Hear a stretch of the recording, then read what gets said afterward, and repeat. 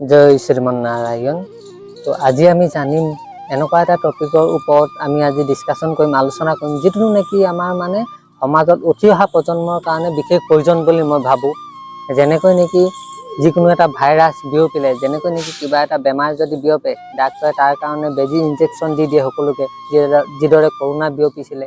তো সকলোকে ইনজেকশ্যন লগোৱা হৈছিলে নাই, এই বেমাৰটো মানে বিয়পি নাযাবৰ কাৰণে। আজি আমাৰ উঠি অহা প্ৰজন্মৰ মাজত কি হৈছে, এটা মানে এনেকুৱা এটা প্ৰেম আৰু মানে ভাল পোৱাৰ এনেকুৱা এটা বেমাৰ সৃষ্টি হৈ গৈছে, যাৰ কাৰণে মানে বহুত আমাৰ উঠি অহা প্ৰজন্ম শেষ হ'বলৈ ধৰিছে, ধ্বংস হ'বলৈ ধৰিছে। এনেকুৱা এটা বেমাৰ আপোনালোকে চাব, যিটো বেমাৰ এতিয়ালৈকে দৰৱ ওলোৱাই নাই।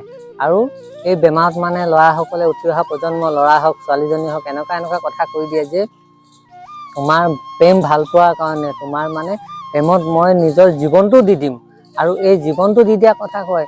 আৰু যদি তোমাক নাপাওঁ মই বিষ খাই পয়জন খাই মৰি যাম বুলিও কয়। ইয়াৰ মানে ইয়াৰ প্ৰভাৱ পৰিছে, এইটো এটাতো বেমাৰ হৈ গ'ল, সৃষ্টি হৈ গ'ল, বেমাৰ এটা উৎপন্ন হৈ গ'ল। কিন্তু ইয়াৰ আপোনালোকে আজি চাব, ইয়াৰ মানে ঔষধ আজিলৈকে ওলোৱা নাই। সেইকাৰণে এই টপিকটোৰ ওপৰত ভিডিঅ' বনোৱাটো অত্যন্ত জৰুৰী বুলি ভাবোঁ। কাৰণ এই সংকল্পত যদি আপোনালোকে আগুৱাই যাবলৈ বিচাৰে, তো তেতিয়াহ'লে এই কিছুমান আমাৰ সৰু সৰু এনেকুৱা কথাবিলাক আলোচনা কৰি থাকিব লাগিব।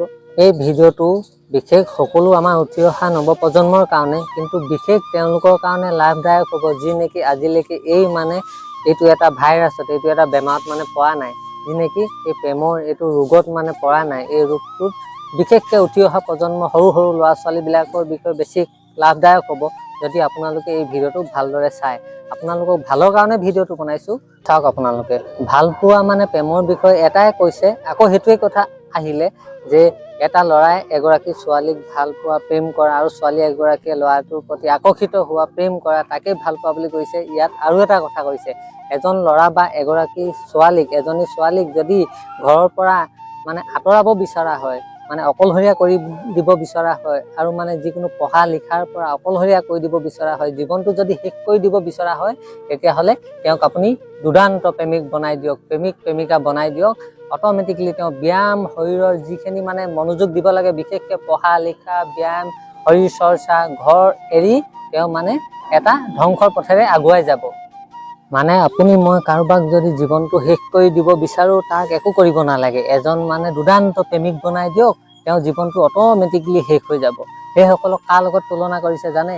এটা কথা আছে ধুনীয়া, আমাৰ সাধুসকলে কৈ গৈছে যে এটা সাপ যেনেকে এটা বীণ বজাই দিলে সাপটো সেই বীণটোৰ অধীন হৈ যায়, সকলো শক্তিবিলাকৰ বিষয়ে পাহৰি যায়, ঠিক সেইদৰে এজন আশিক অৰ্থাৎ এজন প্ৰেমিক, এজন মানে লাভাৰ বুলি কৈছোঁ, তেওঁৰ অৱস্থা ঠিক তেনেকুৱাই হৈ যায়। তেওঁক আপুনি প্ৰেমিক বনাই দিয়ক, এজন মানে দুৰ্দান্ত প্ৰেমিক বনাই দিয়ক। আপোনাৰ সকলো বস্তু মানে যেনেকৈ সাপটোৱে সকলোবিলাক পাহৰি যায়, ঠিক তেওঁ সকলো পাহৰি জীৱন ধ্বংসৰ পথত আগুৱাই যাব। এই ভিডিঅ'টো বনাওঁতে বহুতে মোক এতিয়া গালি পাৰিব, বহুতে বহুত কিবা কিবি ক'ব যে প্ৰেম বস্তুটো ইমান বেয়া নহয়, প্ৰেম বস্তুটো বহুত ভাল। মই প্ৰেমৰ বিষয়ে এনেকৈ কোৱাৰ কাৰণে বহুতে মোক মানে বহুত বেয়া বেয়া কমেণ্ট কৰিব পাৰে। কিন্তু ইয়াত মই এটাই কথা আপোনালোকক কৈছোঁ, যেনেকৈ নেকি এজনী মাখিয়ে এইখিনি মানে গলি যোৱা গুড় যদি পৰে, গুড় পৰিলে কি হয়, প্ৰথমতে তাই গুড় খাবলৈ আৰম্ভ কৰিব, গুড় বহুত ভাল পাব, খাই যেতিয়া তাতে মানে খাই থাকিব, আৰু যেতিয়া পেট ভৰি যাব, শেষত যেতিয়া সেই মাখিজনী উৰিবলৈ বিচাৰিব, তেতিয়া তাই কি অৱস্থা হয়, কি হয়, সেই গুড়খিনিতে পৰি পিনি ধ্বংস হৈ যায়, মৰি যায়, মৃত্যু মুখত পৰি যায়।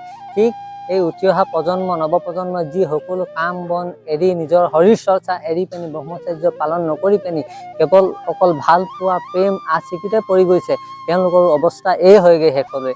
কাৰণ প্ৰথমতে মাখিজনীয়ে যেনেকৈ মিঠা গুড়খিনি খাই বহুত ভাল পাইছিলে, বহুত ভাল লাগিছিলে, পাছত সেইখিনিয়ে তাই বহুত মানে মৃত্যুৰ কাৰণ হ'লগৈ, জীৱন ধ্বংসৰ কাৰণ হ'লগৈ। ঠিক উঠি অহা প্ৰজন্মৰো প্ৰথমতে প্ৰেমত প্ৰথম কেইদিনটো খুব ভাল লাগিব, পাছলৈ কি হৈছে আমি দেখি আছোঁ, সমাজত শুনি আছোঁ, সকলো ল'ৰা ছোৱালী নিজৰ জীৱন ভৱিষ্যত ধ্বংস কৰি পেলাইছে, শেষ হৈ গৈছে প্ৰেমৰ কাৰণে কেৱল। তো সেইকাৰণে আপোনালোকে এইবিলাক কথাত বিশেষ মনোযোগ দিয়ক, আৰু যিসকলে এই চক্ৰটোত মানে পৰা নাই, তেওঁলোকৰ কাৰণে এইটো আৰু ভাল। তেওঁলোকে কেতিয়াও যাতে এইবিলাকৰ ছোৱালীৰ পিছত বা ল'ৰাৰ পিছত এতিয়া বৰ্তমান নাযাব, প্ৰথমতে নিজৰ ভৱিষ্যতৰ কাৰণে চিন্তা কৰক, নিজৰ জীৱনত সফল হওক, তাৰপিছত এইবিলাক আপোনালোকে সকলো লাখ লাখ হাজাৰ হাজাৰ অসংখ্য আহি থাকিব, গৈ থাকিব।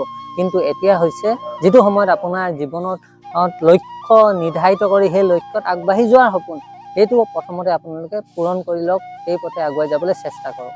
পাছত মানে সময় পাৰ হৈ যায়, জীৱনত একো এটা কৰিবলৈ গাত বল শক্তি নাথাকে, গোটেই এনাৰ্জি গৈ ৰাতি টোপনি ক্ষতি কৰি সেইবিলাকতে শেষ কৰি দিয়ে এনাৰ্জিখিনি।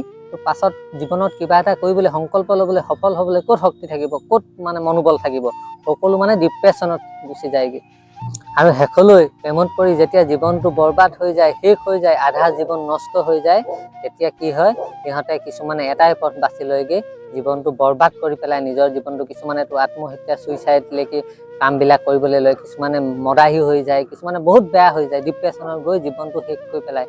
আৰে আপোনালোকে সময়তে নিজৰ কামখিনি নকৰিলে, আপোনালোকৰ মা দেউতাই আপোনালোকৰ প্ৰতি কিমান এটা আশা লৈ থাকে, কিমান এটা আপোনালোকৰ প্ৰথমতে সপোন আছিলে সৰুতে যে মই ডক্তৰ হ'ম, ইঞ্জিনিয়াৰ হ'ম, পুলিচ হ'ম, কিমান এটা সপোন থাকে ভাল ভাল।